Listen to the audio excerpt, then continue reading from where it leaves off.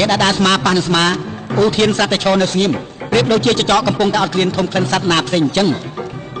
គេក៏លេចមើលតាមឈាមហើយងាកក្រោយបានឃើញស្រមោលកំពុងតែធ្វើដំណើរជាជំហានទៅមុខតទៅទៀតនៅឈាម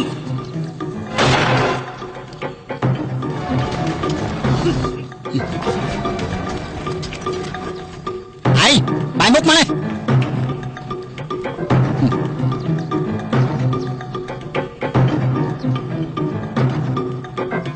អ្នកប្រទិញហើយពិតជាពូកែមែន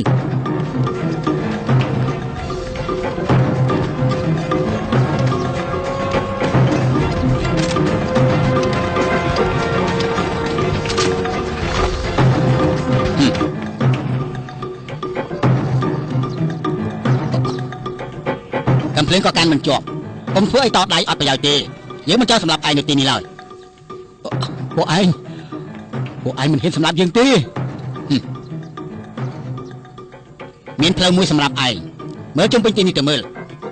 តើឯងរត់ទៅណារួចទៀតគ្រួសារទីយើងចាស់ចំនួនមកហើយគឺរស់ក្នុងស្រុកសានពៀននេះជាផ្ទះរបស់យើងអ្នកដែលគួរចាស់ចេញនោះគឺពួកចៅផងតែមកដល់គ្មានការអញ្ជើញដូចជាពួកឯងអញ្ចឹងពួកឯងមិនដឹងដែរទេអ្នកប្រទិញប្រយ័ត្នសម្ដីរបស់ឯងធ្វើឲ្យគ្រោះថ្នាក់គ្រួសារទីនេះការពិតឯងចង់បានភូមិគ្រឹះទិញយូរមកហើយឯងចង់យកជីវិតយើងទៅដូរភូមិគ្រឹះទិញតើមែនដែរទេឯងកុំយល់សពទីចង់មានការចាំតែគ្នាឯងកុំធ្វើឲ្យពេលប្រាឯងទម្លាក់ខ្លួនចុះទៅមកទៀតលើកដែរពីបងឯងទិញតែចង់រត់ចេញមកហើយពេលនេះឧធានកំពុងតែទប់ជាប់នៅឡើយនឹងទីពេទ្យបងប្អូនទាំងឡាយខ្ញុំទិញតែចង់ពេលរស់ជាមនុស្សគ្រួសារទិញបាទស្លាប់ជាខ្មោចនៃគ្រួសារទិញពួកតបបរទេសចង់បានទ្រព្យសម្បត្តិគ្រួសារទិញយើងថ្ងៃនេះខ្ញុំយកជីវិតរបស់ខ្ញុំដើម្បីផ្ដាច់គំនិតរបស់ពួកវា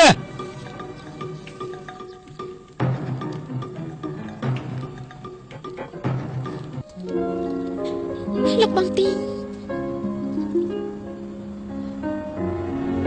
ចេញអ៊ីងថ្មីបើយើងមិនទាន់ស្វាយបង្គំទេវតាក៏ពិតមែនប៉ុន្តែនាងបានជាឡើងគារបស់ខ្ញុំទៅហើយខ្ញុំក៏ទទួលស្គាល់ថានេះជាប្រពន្ធរបស់ខ្ញុំទៅហើយដែរ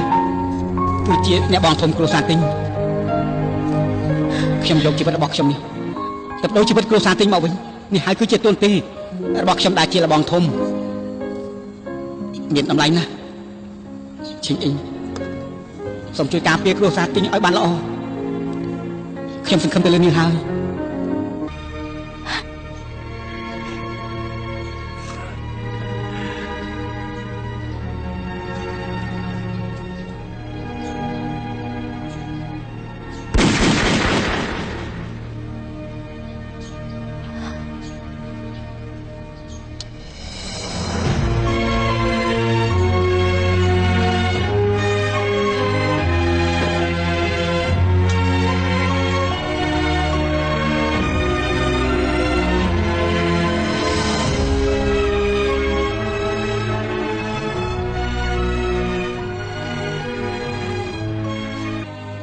លោកបងទីខ្ញុំចាំបានមកពួកវាច្បាស់ណាស់អ្នកដែលធ្វើបាត់បង់ទាំងប៉ុន្មានមួយក៏រត់មិនរួចដែររត់មិនរួចចិត្តដាច់ខាតពួកវាជាសត្រូវរបស់ខ្ញុំ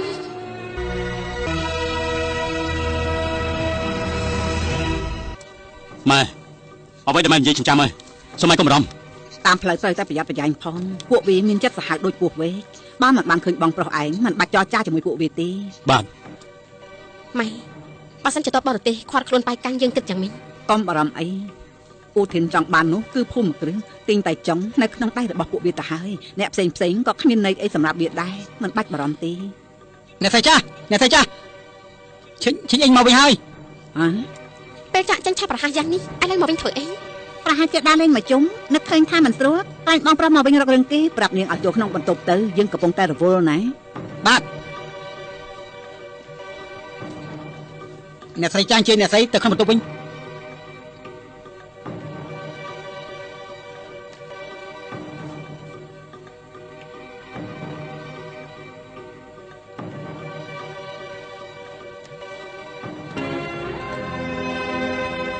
មានអីកើតឡើងមែនទេ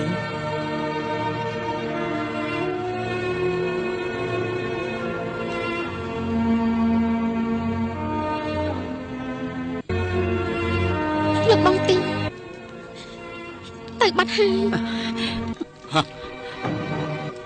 នេះចិត្តតែផ្ដាស់មិនបាត់ទេ